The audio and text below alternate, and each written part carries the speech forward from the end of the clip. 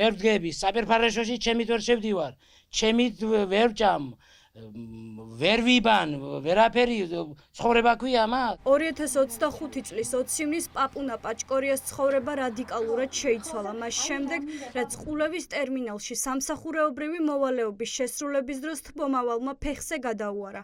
48 წლის მამაკაცს ფეხის ამპუტაცია დასჭირდა და ახლოს სხვების დახმარების გარეშე გადაადგილებაც უჭირს. იმ დღიდან 20 ივნისამდე სისხლი წყლად მიქციეს, ყველაფერი ტყუილები, რობერტი მისის თქواس სამამტყობოში რომ შემოვიდა ჩემთან მეორე დილას და მითხრა რომ რამ გააქთიშაო ასეო შუა ლიანდაგში რომ მიდიოდიო. რას ქვია რამ გამთიშა მეთქი მე უთხარი. მე სად მივდიოდი ჯერ ერთი და შუა ლიანდაგში არ მივდიოდი და შენი მემანქანე რამ გათიშა მეთქი მე უთხარი. ვეხვეწებოდი წამიყვანეთ მეთქი მე უთხარი თურქეთში წამიყვანეთ მეთქი არ მინდა თქვენი ფული გამოუშვი თქვენი ერთი თანამშრომელი ხო და მითხრას თურქეთმა რომ ამ ეტაპზე კეთდება ან არ კეთდება თუ არ კეთდება ოპერაცია და თუ არ კეთდება ფუნქციური პროთეზი მაშინ საქართველოში გავიკეთებ მეთქი მე უთხარი. მოვიჭრი ფეხს და გავიკეთებ საქართველოში მეთქი. ისიც არ გამიკეთეს 1500 თუ 1600 დოლარი კამეჩი გავყიდე, ძროხები გავყიდე, ყველაფერი გავყიდე. ჩემი დიშვილი წავიყვანე და ჩემი ხარჯით წავედი. ოპერაცია 9000 დოლარი ჯდება, 6700 ევრო ჯდება პროთეზი, გერმანული პროთეზი, ფუნქციური პროთეზი. ჩაგირიცხავთო ამ ორ თვის ხალხას, თუ დავთანხმდებიო საქართველოში მკურნალობას. ესე იგი რას ნიშნავს? მომიწერთო ხელსო, რომ თანახმახარო საქართველოში მკურნალობა. ესე იგი მომეჭრა უნდა აქ ფეხი კიდევ და გაეკეთებიათ აქ იგი. იმას პროთეზი თბილისში. დაზარალებული ამტკიცებს, რომ არაერთხელ მიმართა ტერმინალს დახმარების თხოვნით, მათგან ერთადერთი პასუხი ის იყო, რომ ოჯახს მედიასთან არ ელაპარაკა. ოჯახი აცხადებს, რომ საბედისწერო დღეს დაზარალებული მამაკაცი შემთხვევის ადგილას არ უნდა დაბრუნებულიყო.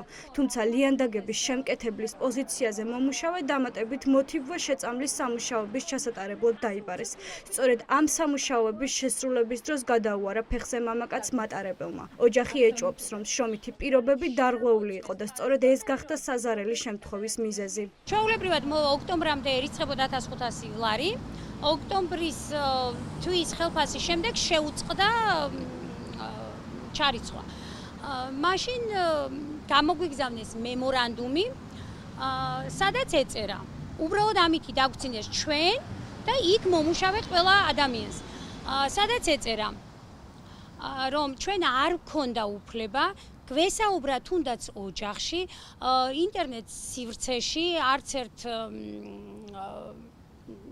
არავისთან, არც მეზობლებთან, არც შინ, არც გარეთ ერთი სიტყვით, რომ გვესაუბრა ტერმინალზე ცუდიც. რაც თქვა აგრევე დაკითხვის ოლქში რობერტიმ, რომ ვიცოდი, მაგრამ პაპუნასთვის არ მithქვია. გამოდის, რომ სასაკლაოდ შეუშვა ჩემი ძმა იქ. დაზარალებულის უფლებადამცველი გვიყვება, რომ საქართველოში ფეხის ტერფის პროტეზირება არ ხდება და პაციენტი თურქეთში გადაყვანას საჭიროებს.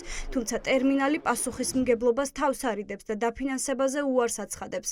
როდესაც სხვა გზა აღარ დარჩა, 2026 წლის თებერვალში პაპუნა პაჭკორიას ოჯახმა ტერმინალის წინააღმდეგ იჩივლა.